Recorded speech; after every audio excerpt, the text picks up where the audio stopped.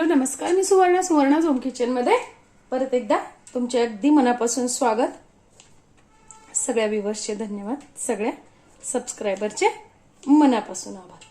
मी आज तुम्हाला खूप छान अशी रेसिपी दाखवणार आहे. मी आत्ताच एक व्हिडिओ टाकली इडली सांबारची.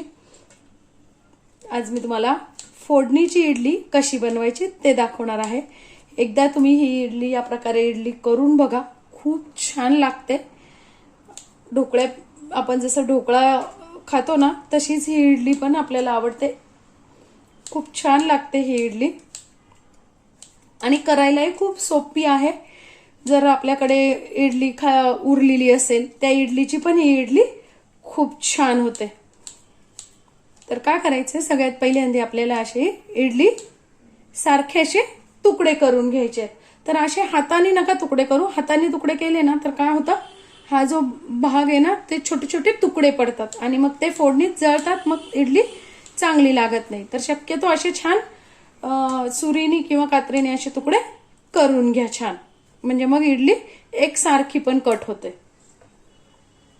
ही इडली अतिशय कमी सामानात पण तयार होते. बघा, फक्त फोडणीचं आपल्याला मिरच्या घेतलेल्या आहेत. मी 3 ते 4 हिरव्या मिरच्या घेतलेल्या आहे. हिरवी मिरचीचं प्रमाण तुम्ही कमी अधिक करू शकता. कढीपत्ता आहे आणि वरतून घालण्यासाठी थोडीशी कोथिंबीर. आणि आता आपल्याला फोडणी देऊन घ्यायची आहे. त्यासाठी मी 1 ते 1.5 पळी तेल कढईत टाकून घेतलेलं आहे. तेल तापलं की 1 चमचा टाकून घ्यायची मोहरी, 1 चमचा जिरं, अर्धा चमचा हिंग. हिंग अवश्य टाका, हिंगाने खूप छान टेस्ट येते.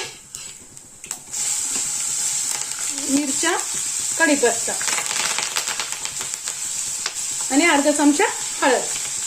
फोडणी झाली की गॅस बारीक करायचा आहे आणि मग इडली टाकून घ्यायची.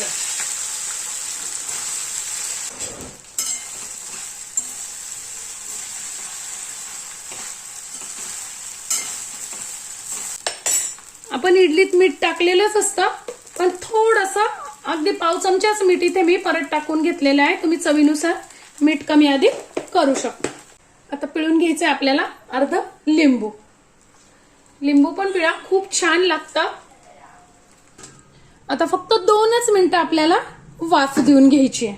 खूप नाही द्यायची, फक्त 2 मिनिटं द्यायची. आता बघा 2 मिनिटं झाले. आता फक्त त्यावर घालून घ्यायची आपल्याला कोथिंबीर.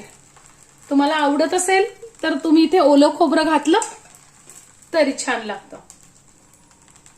आपली इडली तयार आहे. माझी आजची ही रेसिपी तुम्हाला कशी वाटली कमेंट्स मध्ये नक्की सांगा. चॅनलवर नवीन असाल तर सबस्क्राईब करा. चॅनलला लाईक शेअर नक्की करा. धन्यवाद.